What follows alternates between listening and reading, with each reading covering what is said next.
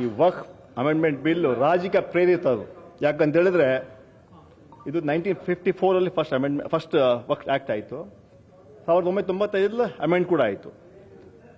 ಸಾಕಷ್ಟು ಬೇರೆ ಕೆಲಸಗಳಿದೆ ಸಮಾಜವನ್ನು ಅಭಿವೃದ್ಧಿ ಮಾಡೋದು.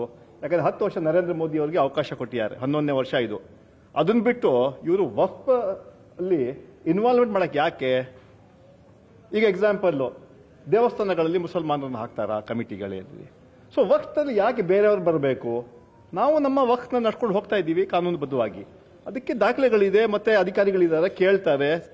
ಅದರಿಂದ ಬೇಕಂತಾನೆ ಈ ವಕ್ಫ್ ಅಮೆಂಡ್ಮೆಂಟ್ ಮಾಡಿ ಇವತ್ತು ನೂರಾರು ವರ್ಷಗಳಿಂದ ಇರುವಂತಹ ಒಂದು ಕಾರ್ಯಕ್ರಮಕ್ಕೆ ಇವರು ಅಡ್ಡಿಪಡಿಸ್ತಾ ಇದ್ದಾರೆ. ಇದು ಒಳ್ಳೇದಲ್ಲ. ಅದನ್ನ ವಿಡ್ರಾ ಮಾಡಬೇಕಂತ ಒತ್ತಾಯ ಮಾಡ್ತೀನಿ. ಆದರೆ ಬಲವಂತವಾಗಿ ಇವತ್ತು ವಕ್ಫ್ ಅಮೆಂಡ್ಮೆಂಟ್ ಪಾಸ್ ಮಾಡಲಿಕ್ಕೆ ಪ್ರಯತ್ನ ಮಾಡ್ತಾರೆ. ಅದಕ್ಕೆ ನಮ್ಮ ಪ್ರತಿಭಟನೆ ಇದೆ. ಕರ್ನಾಟಕದಲ್ಲಿ ಈಗಾಗಲೇ ನಾವು ರೆಸಲ್ಯೂಷನ್ ಕೂಡ 2 ಹೌಸಲ್ಲಿ ಪಾಸ್ ಮಾಡಿದ್ದೀವಿ. ಯಾವುದೇ ಕಾರಣಕ್ಕೆ ಆಕ್ಟ್ ನ ಇಂಪ್ಲಿಮೆಂಟ್ ನಾವು ಮಾಡೋದಿಲ್ಲ ಅಂತ ಮಾತನ್ನು ಕೂಡ ನಾವು ಹೇಳಿದ್ದೀವಿ. ಬಿಜೆಪಿ ಆರೋಪ ಮಾಡ್ತಾ ಇದೆ, ಸಾಮಾನ್ಯ ಮುಸ್ಲಿಮರ ಆಸ್ತಿಯೂ ಕೂಡ ವಕ್ಫ್ ಸೇರ್ತು, ಆ ವಕ್ಫ್ ಆಸ್ತಿ ಈಗ ಕಾಂಗ್ರೆಸ್ನ ನಾಯಕರ ಪಾಲಾಗಿದೆ ಅನ್ನುವಂಥದ್ದು. ವಕ್ಫ್ ಇಸ್ ಆಲ್ವೇಸ್ ವಕ್ಫ್. ಯಾರು ಕೂಡ ಒಂದು ದಾನ ಮಾಡ್ತಾರೆ ವಕ್ಫ್ಗೆ, ಅದು ಯಾರನ್ನೂ ಕೂಡ ಕೊಡಕ್ಕೆ ಸಾಧ್ಯ ಆಗಲ್ಲ. ಅದು ಪರ್ಮನೆಂಟ್ ಆಗಿ ವಕ್ಫ್ ಆಗಿ ಉಳಿಯುತ್ತೆ. ಆದ್ರೆ ಇವರು ಬೇಕಂತಾನೆ ಇವತ್ತು ನರೇಂದ್ರ ಮೋದಿ ಅವರು ಸಬ್ಕಾ ಸಾಥ್ ಸಬ್ಕಾ ವಿಕಾಸ್ ಅಂತ ಹೇಳ್ತಾರೆ, ಸಬ್ಕಾ ವಿನಾಶ್ ಮಾಡಕ್ಕೆ ಹೊರಟಿದ್ದಾರೆ ಅವರು. ಯಾವ ಆಕ್ಟ್ ಅನ್ನು ತಂದು ಬೇಕಂತಾನೆ ನಮ್ಮ ಸಂಸ್ಥೆಗಳಲ್ಲಿ ಅದನ್ನು ಹಾಕ್ಬಿಟ್ಟು ಒಂದು ಅಲ್ಪಸಂಖ್ಯಾತರಿಗೆ ತೊಂದರೆ ಆಗೋ ರೀತಿಯಲ್ಲಿ ಮಾಡಕ್ಕೆ ಇವತ್ತು ಹೊರಟಿದ್ದಾರೆ. ಈ ದೇಶ ಜನ ಕ್ಷಮಿಸೋದಿಲ್ಲ. ಹೋದ ಲೋಕಸಭಾ ಚುನಾವಣೆಯಲ್ಲಿ ಬಹಳ ಎಷ್ಟು ಹೇಳಿದ್ರು, 400 ಅಬ್ಕಿ ಬಾರ್ 400 ಪಾರ್ ಅಂತ ಹೇಳಿದ್ರು. 230ಕ್ಕೂ ದಾಟಲಿಲ್ಲ. ಇನ್ನು 20-30 ಸೀಟ್ ಬರ್ತಾ ಇದೆ, ಸರ್ಕಾರ ಹೋಗ್ತಾ ಇತ್ತು. ಆದ್ರೆ ಇವತ್ತು ಬೇಕಂತಾನೆ ಇದು ಸಮಾಜವನ್ನು ಹೊಡೆಯುವಂತ ಕೆಲಸ ಭಾರತೀಯ ಜನತಾ ಪಾರ್ಟಿ ಸರ್ಕಾರ ಕೇಂದ್ರದಲ್ಲಿ ಮಾಡ್ತಾ ಇದೆ. ಅಲ್ಲ, ಅವರು ಪ್ರತಿ ಬಾರಿಯೂ ಅನ್ವರ್ ಮಾನಪ್ಪಾಡಿ ಅವರ ವರದಿಯನ್ನ ಉಲ್ಲೇಖ ಮಾಡ್ತಾರೆ. ಇದರಲ್ಲಿ ಯಾರು ಆಸ್ತಿ ಹೊಡೆದಿದ್ದಾರೆ ಅನ್ನುವಂಥದ್ದು ಆ ವರದಿನೇ ಹೇಳುತ್ತೆ ಅನ್ನುವಂಥದ್ದು. ಈವನ್ ಸೆಂಟ್ರಲ್ ಅವರು ಕೂಡ ಕರ್ನಾಟಕದ ಅನ್ವರ್ ಮಾನಪ್ಪಾಡಿ ವರದಿ ಹೇಳ್ತಾರೆ. ಅದರಲ್ಲಿ ಕಾಂಗ್ರೆಸ್ ನಾಯಕರ ಹೆಸರಿದೆ ಅನ್ನುವಂಥದ್ದು ಈಗ ಹಲವಾರು ಬಾರಿ ಚರ್ಚೆ ಆಗಿರುವಂತದ್ದು. ತನಿಖೆ ಆಗಲಿ. ಯಾರೆಲ್ಲ ತನಿಖೆ ಆಗಬಾರ್ದಂತ? ಅನ್ವರ್ ಪಾಡಿ ಭಾರತೀಯ ಜನತಾ ಪಾರ್ಟಿ ಒಬ್ಬ ಕಾರ್ಯಕರ್ತ, ಅವನು ರಿಪೋರ್ಟ್ ಕೊಡ್ತೀವಿ, ತನಿಖೆ ಆಗಲಿ. ಯಾರು ಕೂಡ ನಮ್ಮ ಅಲ್ಪಸಂಖ್ಯಾತ ಮುಖಂಡರಾಗ್ಲಿ ಯಾರೇ ಆಗಲಿ ಆಸ್ತಿ ಬಗ್ಗೆ ಯಾರು ತಪ್ಪು ಮಾಡೋದು ಅವ್ರಿಗೆ ಶಿಕ್ಷೆ ಆಗೇ ಆಗತ್ತೆ. ಅದರಿಂದ ಯಾರು ತಪ್ಪು ಎನ್ಕ್ವೈರಿ ಆಗಲಿ. ಆದ್ರೆ ಈ ಆಕ್ಟ್ ಅಂತ ಅಂದ್ಬಿಟ್ಟು ಬೇಕಂತ ನಮ್ಮ ಸಂಸ್ಥೆಗಳಲ್ಲಿ ಅವರು ಹಸ್ತಕ್ಷೇಪ ಮಾಡುವಂತ ಕೆಲಸ ಇವತ್ತು ಭಾರತೀಯ ಜನತಾ ಪಾರ್ಟಿ ಸರ್ಕಾರ, ಕೇಂದ್ರ ಸರ್ಕಾರ ಮಾಡ್ತಾ ಇದ್ದಾರೆ. ಇವತ್ತು ವಿಶೇಷವಾಗಿ ಇವತ್ತು ಬಿಜೆಪಿಯವರು ಅಲ್ಪಸಂಖ್ಯಾತರನ್ನ ಹತ್ತಿಕ್ಕುವ ಕೆಲಸ ಮಾಡ್ತಾ ಇದ್ದಾರೆ. ಸರ್, ಈಗ ಹಸ್ತಕ್ಷೇಪ ಅಂತ ಹೇಳ್ತಾರೆ, ಯಾವ ರೀತಿ ಅದ್ರ ಕ್ಲಾರಿಫಿಕೇಶನ್ ಕೊಡಿ. ಕ್ಲಾರಿಫಿಕೇಶನ್ ಅಲ್ಲ, ನಮ್ಮ ಈ ಸಂಸ್ಥೆಗಳಲ್ಲಿ ನೇರವಾಗಿ ಬೇರೆಯವರು ಇನ್ವಾಲ್ವ್ ಆಗೋದು ಸರಿಯಾಗತ್ತಾ? ನಾನು ಹೇಳಿದೆ ಈಗಲೇ, ಬೇರೆ ಬೇರೆ ಸಮುದಾಯ, ಅದು ಚರ್ಚ್ ಇರ್ಬೋದು ಅಥವಾ ಜೈನ್ ಸಮಾಜ ಇರ್ಬೋದು, ಬೇರೆ ಬೇರೆ ಅವರ ಸಂಸ್ಥೆಗಳಲ್ಲಿ ಅವ್ರು ಇನ್ವಾಲ್ವ್ ಮಾಡ್ತಾರ ಇವರು? ಯಾಕೆ ಬೇಕಂತಾನೆ ಇವ್ರ ಕೆಲಸನೇ ಇದೆನಾ? ಬರೀ ಅಲ್ಪಸಂಖ್ಯಾತರ ಬಗ್ಗೆ ಯೋಚನೆ ಮಾಡೋದೇ ಕೆಲಸ ಭಾರತೀಯ ಜನತಾ ಪಾರ್ಟಿ ಕೆಲಸ. ವಿಚಾರದಲ್ಲಿ ಒಂದಷ್ಟು ದಾಖಲಾತಿಗಳನ್ನು ಕೂಡ ಏನು ಜೆಪಿಸಿ ಕಮಿಟಿಗೆ ಕೊಡುವಂತಹ ಕೆಲಸವನ್ನ ಕಾಂಗ್ರೆಸ್ ಅಂದ್ರೆ ಬಿಜೆಪಿ ನಾಯಕರು ಕೂಡ ಮಾಡಿದ್ರು. ಆದ್ರೆ ಆರೋಪಗಳನ್ನ ತಳ್ಳ ಹಾಕ್ತೀರಾ ಆಗಿದ್ರೆ ರಾಜಕೀಯ ಪ್ರೇರಿತ. ಈಗಾಗಲೇ ಕರ್ನಾಟಕದಲ್ಲಿ ಹೇಳಿದ್ರು, ಇಡೀ ನಮ್ಮ ಸದನದಲ್ಲಿ ಮಾಡಿದ್ರು, ಕೊನೆಗೆ ಒಪ್ಕೋಬೇಕಾಯ್ತಲ್ಲ. ನಮ್ಮ ಪಕ್ಷ, ನಮ್ಮ ಸರ್ಕಾರದ ಮಂತ್ರಿಗಳು ಎಲ್ಲ ಕೂಡ ಚಾಲೆಂಜ್ ಮಾಡಿದ್ವಿ. ಒಂದು ಘಟನೆ ರೈತರ ಜಮೀನನ್ನ ನಾವು ತಗೊಂಡಿದ್ದ ಕೆಲಸ ಮಾಡಿದ್ರೆ ನಾವು ಒಪ್ತೀವಿ ಹೇಳೋದನ್ನ ಮಾತು ಹೇಳಿದ್ವಿ. ಇವತ್ತು ಅದನ್ನ ಕೂಡ ತೀರ್ಮಾನ ಆಗಿದೆ. ಬಿಜೆಪಿ ಅವರು ಹೇಳ್ತಾ ಇರೋದು, ಕಾಂಗ್ರೆಸ್ನ ಬಹುತೇಕ ನಾಯಕರು ವಕ್ಫ್ ಆಸ್ತಿಯನ್ನ ಕಬಳಿಸಿದ್ದಾರೆ, ಅದಕ್ಕೆ ಸಂಬಂಧಪಟ್ಟಂತ ದಾಖಲಾತಿಗಳು ನಮ್ಮ ಬಳಿ ಇದೆ, ಅದನ್ನ ವಕ್ಫ್ ಬೋರ್ಡ್ ಕಮಿಟಿಗೂ ಕೂಡ ತಲುಪಿ ಅಂದ್ರೆ ದೂರನ್ನ ಕೊಡುವ ಮುಖಾಂತರ ಅಲ್ಲಿ ತಲುಪಿಸಿದ್ದೇವೆ ಅನ್ನುವಂತ ಮಾತು. ಯಾರು ತಪ್ಪು ಮಾಡೋದು ಕೂಡ ಅವ್ರಿಗೆ ಶಿಕ್ಷೆ ಆಗತ್ತೆ. ಯಾರು ಅದೇ ನಮ್ಮ ಕಾಂಗ್ರೆಸ್ನ ಯಾರು ಮುಖಂಡರು ಆ ಕಬಳಿಕೆ ಮಾಡಿಲ್ಲ ಅಂತ ಬಹಳ ವಿಶ್ವಾಸದಿಂದ ಇವತ್ತು ನಾನು ಹೇಳ್ತಾ ಇದ್ದೀನಿ. ಸರ್, ಈಗ ಬೆಲೆ ಏರಿಕೆ ವಿರುದ್ಧ ಬಿಜೆಪಿ ಪ್ರತಿಭಟನೆ ಮಾಡ್ತಾ ಇದೆ ಬೆಂಗಳೂರಲ್ಲಿ. ಅಹೋರಾತ್ರಿ ಧರಣಿ ಕೂಡ ಮಾಡ್ಲಿಕ್ಕೆ ಮುಂದಾಗಿದ್ದಾರೆ. ಅದ್ರ ಬಗ್ಗೆ ಏನ್ ಜನ ಆಕ್ರೋಶ ಯಾತ್ರೆ ಅವರು ಕೇಂದ್ರ ಸರ್ಕಾರದ ಮೇಲೆ ಮಾಡಬೇಕು. ನಾಚಿಕೆ ಆಗಬೇಕು. 5 ಜನ ಕೇಂದ್ರ ಮಂತ್ರಿಗಳು, ನಿರ್ಮಲಾ ಸೀತಾರಾಮನ್, ಕುಮಾರಸ್ವಾಮಿ, ಸೋಮಣ್ಣ, ಜೋಶಿ, ಶೋಭಾ, 5 ಜನ ಕೇಂದ್ರ ಮಂತ್ರಿಗಳು powerful right left prime minister ಜೊತೆ ಇದ್ದಾರೆ. ಆದ್ರೆ ನೀವು ಏನ್ ಮಾಡಿದ್ರಿ? ನೀವು ಪಶ್ಚಾತ್ತಾಪ ಯಾತ್ರೆ ಮಾಡಬೇಕು, ರಾಜ್ಯ ಜನರ ಪಶ್ಚಾತ್ತಾಪ ಪಡಿಸಬೇಕು. ಯಾಕಂದ್ರೆ ನಮಗೆ ಯೋಗ್ಯತೆ ಇಲ್ಲ, ಕೇಂದ್ರದಿಂದ ಯಾವುದೇ ಕಾರ್ಯಕ್ರಮ ಕರ್ನಾಟಕ ತರಂತ ಯೋಗ್ಯತೆ ನಮಗಿಲ್ಲ, ಅದಕ್ಕೆ ಪಶ್ಚಾತ್ತಾಪ ಮಾಡಬೇಕು. ಸನ್ಮಾನ್ಯ ಸಿದ್ದರಾಮಯ್ಯ ಅವರು ಕೂಡ ಪ್ರೈಮ್ ಮಿನಿಸ್ಟರ್ನ ಭೇಟಿ ಮಾಡಿದ್ರು. ಭೇಟಿ ಮಾಡಿ ಎಷ್ಟು PM ಮುಂದೆ CM ಹವಾಲು. ಏನ್ ಸ್ವಾಮಿ, ಡೆಮಾಕ್ರಸಿಯಲ್ಲಿ ಫೆಡರಲ್ ಸಿಸ್ಟಮ್ ಅಲ್ಲಿ ಒಂದೇ ಒಂದು ಬೇಡಿಕೆ ಕೂಡ ಈಡೇರಿಸಲಿಲ್ಲ. ಇದು ಕೇಂದ್ರ ಸರ್ಕಾರನ. ನಮಗೆ ಬರುವಂತಹ ಪಾಲ್ಗಳು ಯಾವತ್ತೂ ಕೊಡಲಿಲ್ಲ. ಏನಾಯ್ತು ಮೇಕೆದಾಟು ಕಾರ್ಯಕ್ರಮ, ಏನಾಯ್ತು ಕಳಸಾ ಬಂಡೂರಿ ಕಾರ್ಯಕ್ರಮ. ನಮ್ಮ ಜೋಶಿಯವರು ಹೇಳಿದ್ರು ಹುಬ್ಳಿಯಲ್ಲಿ ವಿಜಯೋತ್ಸವ ಕಾರ್ಯಕ್ರಮಕ್ಕೆ ತಮಗೆ ಕರಿತೀವಿ ಅಂತ ಹೇಳಿದ್ರು. ಎಲ್ಲಿ ಆಗಿದೆ ವಿಜಯೋತ್ಸವ? ಜೋಶಿಯವರು ಏನಾಯ್ತು? ಮೇಕೆದಾಟು ಕಾರ್ಯಕ್ರಮ ಆಯಿತು, 50,000 ಕೋಟಿ ಕೊಡ್ತೀವಿ ಹೇಳಿದ್ರಿ ಲಾಸ್ಟ್ ಬಜೆಟ್ ಅಲ್ಲಿ. ಏನಾಯ್ತು 50,000? ಏನು ಕಾರ್ಯಕ್ರಮ ಕೊಟ್ರಿ? ಬೆಂಗಳೂರು ಅಭಿವೃದ್ಧಿಗೆ ಟನಲ್ಗೆ ನೀವು ಪ್ರೈಮ್ ಮಿನಿಸ್ಟರ್ಗೆ ಒತ್ತಾಯ ಮಾಡಿದ್ವಿ ಸಹಾಯ ಮಾಡಿ ಅಂತ. ಏನ್ ಮಾಡಿದ್ರಿ? ನಾಚಿಕೆ ಆಗ್ಬೇಕು ನಿಮ್ಗೆ. ಯಾವುದೇ ಕಾರ್ಯಕ್ರಮ ಕೊಡುವಂತ ಯೋಗ್ಯತೆ ನಿಮ್ಗಿಲ್ಲ. ಇವತ್ತು ನೀವು ನಮ್ಮ ಬಗ್ಗೆ ಹೇಳ್ತೀರಾ. ನೀವು ಕರ್ನಾಟಕದಲ್ಲಿ ನೀವು ಪ್ರಾಮಾಣಿಕವಾಗಿ 2 ವರ್ಷದಲ್ಲಿ ಜನಪರ ಕಾರ್ಯಕ್ರಮ ಕೊಟ್ಟಿದ್ದೀವಿ, ಸರ್ವ ಜನಾಂಗದ ಅಭಿವೃದ್ಧಿಯ ಬಜೆಟ್ ಕೊಟ್ಟಿದ್ದೀವಿ, 5 ಗ್ಯಾರಂಟಿಗಳನ್ನು ನಾವು ಅನುಷ್ಠಾನ ತಂದಿದ್ದೀವಿ. ಸನ್ಮಾನ್ಯ ಸಿದ್ದರಾಮಯ್ಯ ನಾಯಕತ್ವದಲ್ಲಿ, ಡಿ.ಕೆ. ಶಿವಕುಮಾರ್ ನಾಯಕತ್ವದಲ್ಲಿ ಕರ್ನಾಟಕ ಒಳ್ಳೆ ಸರ್ಕಾರ ನಾವು ಕೊಡ್ತಾ ಇದ್ದೀವಿ. ನಿಮ್ಗೆ ಏನು ಇಲ್ಲ. ಅಸೆಂಬ್ಲಿಯಲ್ಲಿ ಇವತ್ತು ಗಲಾಟೆ ಮಾಡಿದ್ರಿ, ಇವತ್ತು ಧರಣ ಮಾಡ್ತೀರಾ.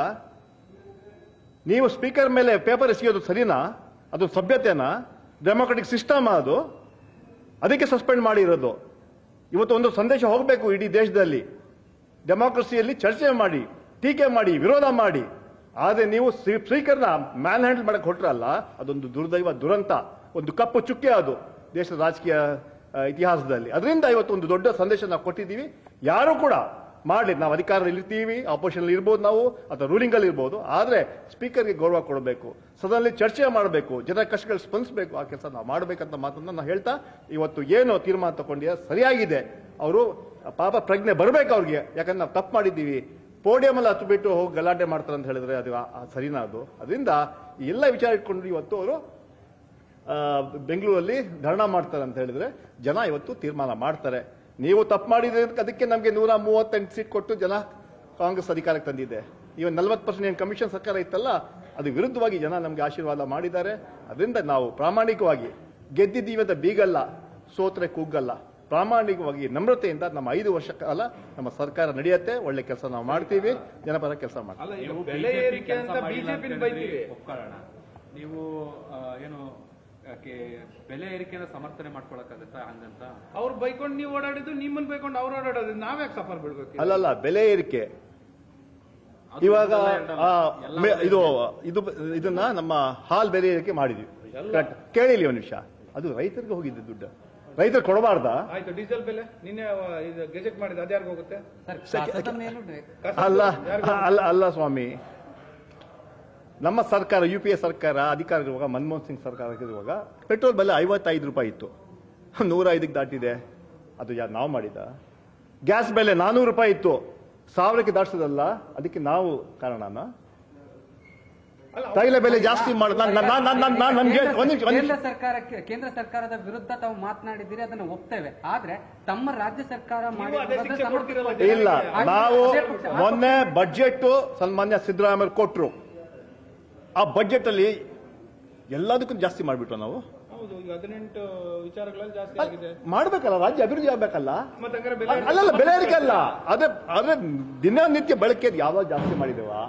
4,9,9,000 ಕೋಟಿ. ನೋಡಿ, ನಮ್ಮ ಸರ್ಕಾರ ಸನ್ಮಾನ್ಯ ಸಿದ್ದರಾಮಯ್ಯ ಅವರು ಯೋಚನೆ ಮಾಡಿ ಬಡವರಿಗೆ ಯಾವುದೇ ತೊಂದರೆ ಆಗೋ ರೀತಿಯಲ್ಲಿ ನಾವು ಸುಮಾರು 58,000 ಕೋಟಿಯಷ್ಟು ನಾವು ಬಡವರಿಗೆ ಕಾರ್ಯಕ್ರಮ ಕೊಟ್ಟಿದ್ದೀವಿ. ಯಾವುದು? ಅದು ಬಡವರ ಕಾರ್ಯಕ್ರಮ ಅಲ್ವಾ? ಇವತ್ತು ಪ್ರತಿ ತಿಂಗಳು 4ರಿಂದ 5 ಸಾವಿರ ರೂಪಾಯಿ ಮನೆಗೆ ತಲುಪಂತ ಕೆಲಸ ಮಾಡ್ತೀವಿ. ಇವತ್ತು ಗೃಹ ಜ್ಯೋತಿ, ಗೃಹಲಕ್ಷ್ಮಿ, ಅನ್ನಭಾಗ್ಯ, ಯುವ ನಿಧಿ, ಇದೆಲ್ಲ ಕಾರ್ಯಕ್ರಮ ಬಡವರಿಗಲ್ವಾ, ಜನರಿಗಲ್ವಾ? ಅದರಿಂದ ನಾವು ಕೊಟ್ಟಂತ ಕಾರ್ಯಕ್ರಮ ಬಡ ಜನರಿಗೆ, ಮಧ್ಯಮ ವರ್ಗದವರಿಗೆ ನಾವು ಕಾರ್ಯಕ್ರಮ ಕೊಟ್ಟಿದ್ದೀವಿ. ಅದರಿಂದ ನಾವು ಬಹಳ ವಿಶ್ವಾಸದಿಂದ ಹೇಳ್ತೀವಿ. ಇವತ್ತು ಅದಕ್ಕೆ ಜನಸ್ವಾಮಿ 3 ಎಲೆಕ್ಷನ್ ನಮ್ಗೆ ಗೆಲ್ಸಿ ಜನ. ಬಿಜೆಪಿ ಅವರು ಆರೋಪ ಮಾಡ್ತಾರೆ, ಯಾವುದು? ಶಿಗಾಸವಣೂರು, ಸಂಡೂರು, ಚನ್ನಪಟ್ಟಣ. ಬಿಜೆಪಿ ಅವರ ಆರೋಪ ಇಷ್ಟೇ ಸರ್, ಗ್ಯಾರಂಟಿಗಳಿಗೆ ಹಣ ತುಂಬುವುದಕ್ಕೆ ಕಾಂಗ್ರೆಸ್ ಸರ್ಕಾರದಲ್ಲಿ ಆಗ್ತಾ ಇಲ್ಲ, ಹಾಗಾಗಿ ಎಲ್ಲದರ ಬೆಲೆ. ನಾನು ಒಂದು ಪ್ರಶ್ನೆ ಕೇಳ್ತೀನಿ ತಮ್ಮ ಮೂಲಕ. ಅವ್ರಿಗೆ ಧೈರ್ಯ ಇದ್ರೆ, ಅವ್ರಿಗೆ ಅಷ್ಟು ಹೇಳಂತಹ ಇದ್ರೆ ಅವ್ರು ಹೇಳಿ, ಗ್ಯಾರಂಟಿಗಳು ಕೊಟ್ಟಿದ್ದು ತಪ್ಪು ಅಂತ ಹೇಳ್ಬಿಡ್ಲಿ. ಒಂದೇ ಒಂದು ಸ್ಟೇಟ್ಮೆಂಟ್ ಮಾಡಲಿ, ನೀವು ಕೊಟ್ಟಿದ್ದ ಗ್ಯಾರಂಟಿ ತಪ್ಪು ಅಂತ ಹೇಳಂತಹ ಧೈರ್ಯ ಅವ್ರಿಗೆ ಇದೆಯಾ? ಅಲ್ಲಲ್ಲ, ಇಲ್ಲಿ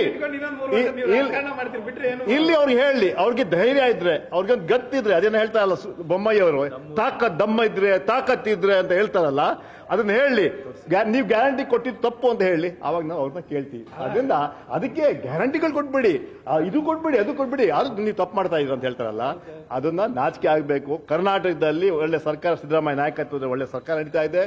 5 ವರ್ಷ ಅಲ್ಲ, 2028ಕ್ಕೂ ಕೂಡ ಭಾರತೀಯ ಜನತಾ ಪಾರ್ಟಿಯವರು ವಿರೋಧ ಪಕ್ಷದಲ್ಲಿ ಕೂಡಿಸ್ತೀವಿ. ನಾವು ಪ್ರಾಮಾಣಿಕವಾಗಿ ಜನಪರ ಕೆಲಸ ನಾವು ಮಾಡ್ತೀವಿ. ಅದರಿಂದ ಈ ರೀತಿಯಲ್ಲಿ ನಾವು ಕೆಲಸ ಮಾಡ್ತೀವಿ. Thank you.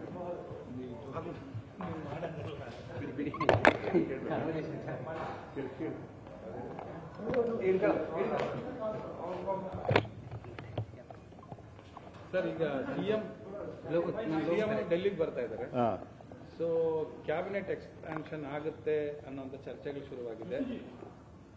ಕಳೆದ 3 ತಿಂಗಳಿಂದ ಸಿದ್ದರಾಮಯ್ಯ ಅವರು ಡೆಲ್ಲಿಗೆ ಕಾಲಿನ ಸ್ವಲ್ಪ ಮಂಡಿ ನೋವು ಅಂತ ಬರಲಿಲ್ಲ. ಇವತ್ತು ಬರ್ತಾ ಇದ್ದಾರೆ. ಇವತ್ತು ವಿಶೇಷವಾಗಿ ದೊಡ್ಡ ಒಂದು ನಮ್ಮ ಸರ್ಕಾರದಲ್ಲಿ ಒಂದು ದೊಡ್ಡ ಕಾರ್ಯಕ್ರಮ ಅಂತ ಹೇಳಿದ್ರೆ ಕರ್ನಾಟಕ ಭವನ 2 ಉದ್ಘಾಟನೆ ಮಾಡಲಿಕ್ಕೆ ಬರ್ತಾರೆ. ಅದೇ ರೀತಿ ಕೇಂದ್ರ ಮಂತ್ರಿಗಳನ್ನ ಭೇಟಿ ಮಾಡ್ತಾರೆ. ನಮ್ಮ ಕಾಂಗ್ರೆಸ್ ಅಧ್ಯಕ್ಷರನ್ನ ರಾಹುಲ್ ಗಾಂಧಿ ಅವ್ರನ್ನ, ಸುರ್ಜೇವಾಲನ್ನ, ವೇಣುಗೋಪಾಲ್ ಅವ್ರನ್ನ, ಮಲ್ಲಿಕಾರ್ಜುನ್ ಖರ್ಗೆ ಅವ್ರನ್ನ, ರಾಹುಲ್ ಗಾಂಧಿ ಎಲ್ಲ ಭೇಟಿ ಮಾಡ್ತಾರೆ.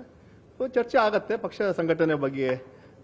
ಅದೇ ರೀತಿ MLC ಬರುವಂಥ MLCಗಳನ್ನ 4 MLC ಇದೆ, ಆ MLCಗಳ ಬಗ್ಗೆ ಕೂಡ ಚರ್ಚೆ ಮಾಡ್ತಾರೆ. ಇನ್ನು ಬೇರೆ ಬೇರೆ ವಿಚಾರ ಪಕ್ಷದ ಬಗ್ಗೆ ಅಥವಾ ಸರ್ಕಾರದ ಬಗ್ಗೆ ಆಗಿರೋದು ಕುತೂಹಲದಿಂದ ನೋಡ್ತಾ ಇರುವಂತದ್ದು ಸಂಪುಟ ವಿಸ್ತರಣೆ. ಸರ್, ಈಗ ಸಂಪುಟ ವಿಸ್ತರಣೆ ಆದ್ರೆ ಮೈನಾರಿಟಿಗೂ ಸಚಿವ ಸ್ಥಾನಕ್ಕೆ ಬದಲಾವಣೆ ಏನಾದ್ರು ಆಗುತ್ತಾ? ನೀವೆಲ್ಲ ನನ್ನ ಮಾಹಿತಿಗೆ ಮೇ ತಿಂಗಳಲ್ಲಿ ನಮ್ಮ 2 ವರ್ಷ ಕಂಪ್ಲೀಟ್ ಆಗತ್ತೆ. ಆವಾಗ ಸಂಪುಟ ವಿಸ್ತರಣೆ ಆಗ್ಬೋದು. ಅಂತಿಮವಾಗಿ ಮುಖ್ಯಮಂತ್ರಿ ಸಿದ್ದರಾಮಯ್ಯ ಅವರು ಪಕ್ಷದ ಹೈಕಮಾಂಡ್ ಅದನ್ನು ತೀರ್ಮಾನ ಮಾಡ್ತಾರೆ. ಒಟ್ಟಲ್ಲಿ ಸಚಿವ ಸಂಪುಟ ಎಕ್ಸ್ಪಾನ್ಷನ್ ಆಗತ್ತೆ. ಅದು ಬಹುಶಃ ಮೇ ತಿಂಗಳು ಆಗ್ಬೋದು ಅಂತ ವಿಶ್ವಾಸ. ನಿಜ, ನೀವು ಆಕಾಂಕ್ಷಿಗಳ ಹೋದ ಫಸ್ಟ್ ಕ್ಯಾಬಿನೆಟ್ ಅಲ್ಲೇ ನನಗೆ ಅವಕಾಶ ಸಿಗಬೇಕಾಯ್ತು, ನನಗೆ ಅನ್ಯಾಯ ಆಗಿದೆ. ಈ ಎಕ್ಸ್ಪಾನ್ಷನ್ ನನಗೆ ಸಿಗುತ್ತೆ ಅಂತ ವಿಶ್ವಾಸವನ್ನು ವ್ಯಕ್ತಪಡಿಸ್ತಾ ಇದ್ದೀನಿ. ನ್ಯೂಸ್ ಫಸ್ಟ್ ನಿರ್ಭೀತಿಯಿಂದ ನಿಮ್ಮ ಪರವಾಗಿ.